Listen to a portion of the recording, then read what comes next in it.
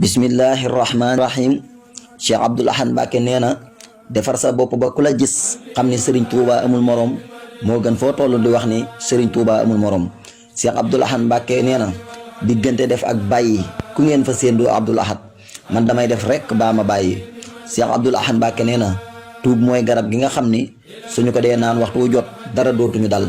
Cheikh Abdoul Ahad Mbacké nee na ku la gën a mën a joxe bu ngeen xeexoon mu man la. Cheikh Abdoul Ahad Mbacké nee na moytu leen lii nuru lu dara taru dara ndax bu ngeen sàgganee mu dox seen digganteeg lii dara.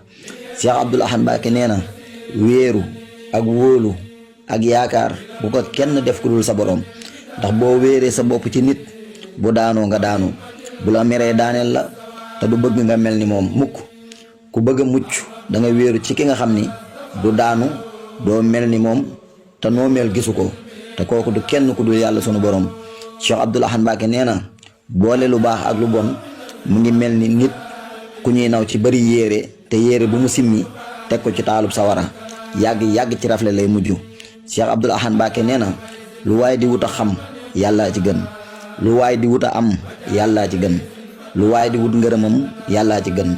Cheikh Abdoul Ahad Mbacké nee na nit war naa xam li mu moom ak li mu bokk ak li mu doonul dara.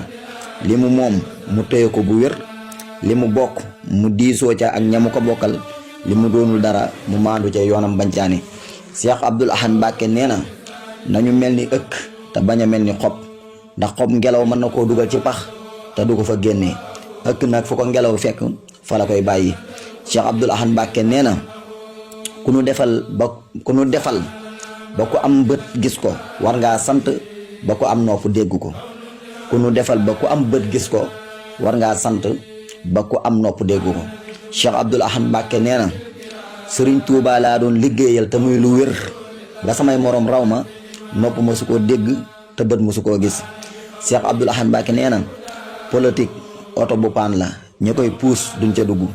Cheikh Abdoul Ahad Mbacké nee na gàttaayu àdduna lu mat a xam la ngir lu dalee fi barab yam fi barab lu ne gàtt na waaye li àdduna di gàtt nit moo ko gën a gàtt ndax doomu aadama boo gis rek lu mu gudd fan fi la fekk àdduna te fi la koy bàyyi.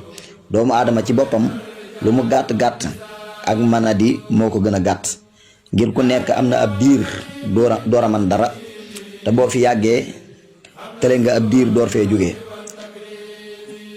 te man soosee li muy gàtt moo yor àllaaxira te àllaaxira yemul fenn.